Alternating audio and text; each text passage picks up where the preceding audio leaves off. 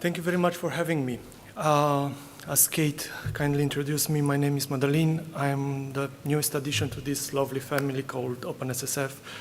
I'm having the role of EU policy advisor, trying to bridge between OpenSSF, other communities, NGOs, and policymakers.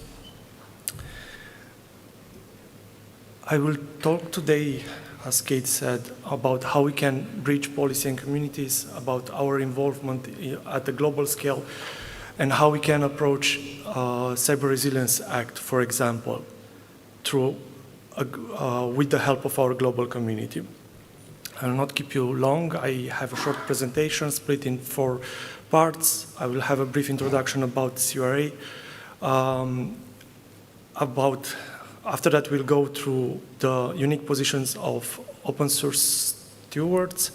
We'll go through the main subject, how we can help at the CRA implementation through global collaboration, and I will close with a slide with some conclusions. Yeah, if we are looking at the CRA, we can resume it, or I have tried to resume it in 7 items. We are talking about requirements for placing products with digital elements on the EU market, rules for risk management, design, development, production, lifecycle of those PDs, vulnerability and severe incident reporting and handling, the light touch regime for open source actors, the harmonized standards that we'll have to follow, the conformity assessment, and the market surveillance and enforcement. European Commission sees the CRA implementation split in 7 steps. The first one is development of harmonized standards. The other one is technical description of important and critical products. After that, they will handle the terms and conditions for CSRTs to withhold notifications. ENISA will put up the single reporting platform. They will work also on further guidance to support implementation because there are still room for improvement, still room for interpretation there. The member states will have to do their duty and set up notifying and market surveillance authorities. And they set up also the CRA expert group, which will practically handle as an overarching entity about all these steps. We just hope that at the end, we will improve the things that were reflected into Unaware and Uncertain report created by Linux Foundation Research, improving the overall awareness, creating education about the CRA deadlines, knowing if CRA is applicable to you, but also how to actively rely on upstream open source projects, not only passively consume them. Everyone is concerned now about CRA and everyone is asking, does this apply to me? And you are doing a very good job asking that question. You should reserve 80% of your time to answer to that question and to create the guidelines for how you implement that. But maybe a part of your time you can dedicate it also to the advantages that CRA brings to the open source communities. It's the first law that formally recognized the open source stewards. It established clear boundaries for non-commercial open source software and also a light touch tailored approach for open source actors. There is this mechanism of self-assessment for open source products. There will be more industry support for open source and a strengthened collaboration with the public sector and with the industry. There will be new training and education resources, and all those just to boost trust and adoption of open source, but also to improve the security practices in open source projects. So it's not only about the regulation, the recommendations, how you comply with that one, but please take also advantage of that and try to push the innovation process even further. Open source stewards, as I said, are somehow in a privileged position, having the first formal legal recognition through this legislation, becoming key actors or being recognized as key actors in the open source world, and also trusted entities, becoming part of the broader EU-led security initiatives, and also shaping global open source norms and creating standards and global policies. So they are put in the spotlight and they need to step up the representation of their communities. They benefit from this light touch compliance, light touch regulation, light touch framework, having tailored obligations, having a reduced compliance burden. They are also having or benefiting from less legal ambiguity in this CRA. Open source communities have done a tremendous job to update the CRA from the early draft through the final draft. And yes, they can focus on innovation, or they can work in order to help their communities to remain focused on innovation. Having this light touch regime, they also can move over and create new opportunities or benefit from new opportunities, creating new partnerships, increasing their membership base, but also enhancing the public sector collaboration. But again, benefiting from this light touch regime, that opens the door for going extra mile, for helping even more the communities behind open source stewards. And OpenSSF has clearly understood that. This is why we split our involvement in 4 pillars, trying to become leaders in the policy development, trying to create capacity and to be more inclusive, focusing on innovation and creating strategic foresight studies, and of course, representing our community, our global community in these EU-driven works.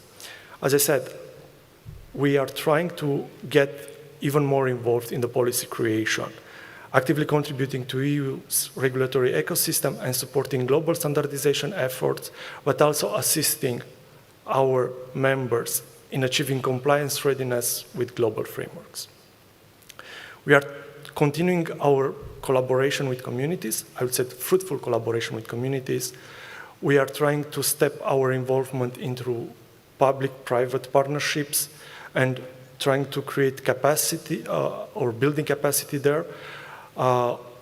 We want, and as Adrian mentioned, we have accomplished to have some skills development initiatives, and we will continue on the same path, providing open, accessible trainings, knowledge, guidance, and tools. We will continue to support the R&D and I through various projects and secure by design approaches, creating studies on new regulations and frameworks.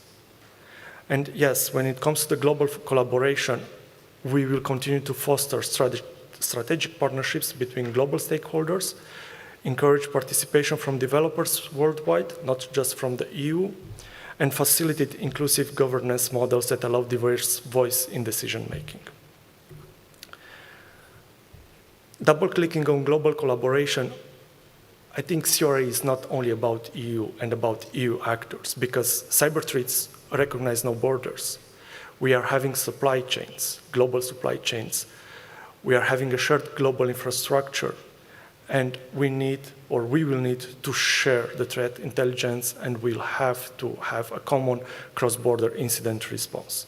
Moreover, we need to create a global alignment of the standards and best practices, avoiding fragmentation of the cyber ecosystem. Because if we stick and if we create policy only in EU and we are not taking into account the global frameworks, the global landscape, we tend to go into isolation, and that's not what we want. Consequently, risking to repeat a few of the things that I said in the previous slide, we are working on multiple pillars in order to ensure that we are having a global collaboration on CRA implementation. We are promoting open security standards and best practices, ensuring compliance with EU regulations, but while remaining globally usable. We continue to collaborate on global standards, and we will get even more involved into those. We will support threat intelligence and vulnerability disclosure. We will continue to collaborate with governments and NGOs, creating needed environment to enable global community contributions, not only European community contributions. We want to create a harmonized regulatory environment that are not blocking open source innovation. And yes, we will continue to educate and train as much as we can, providing open, accessible security education and building global capacity. This is why I put OpenSSF in this context. As I said, I will try to bridge OpenSSF to other communities, but also to regulatory entities. And this is what OpenSSF is trying to do, representing its community in this discussion with other open source actors, but also with national, EU, and global standards and frameworks. I started this slide from the famous pyramid or famous triangle of standards that are created to answer to the CRA law, to the CRA mandate, where CEN, CENELEC, and ETSI will define those 41 points from the work program.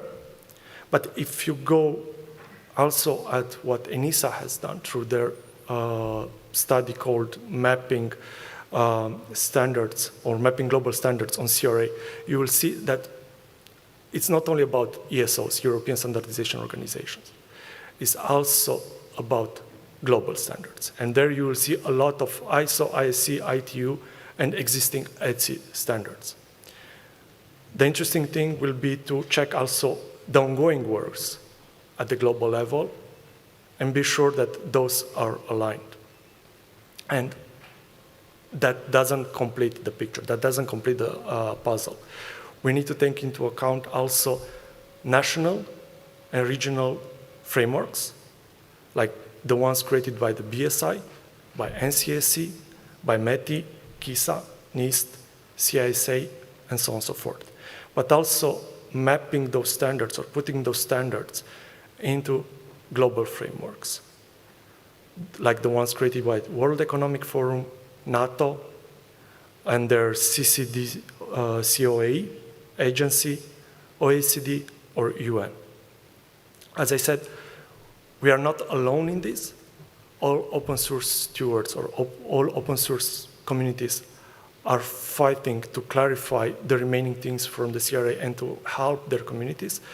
And yes, it's really important to not go in isolation, not even at that level. This is why OpenSSF is in continuous sync with other Linux Foundation and Linux Foundation Europe projects, with Eclipse, with Oasis, with Open Forum Europe, with the famous ORC working group.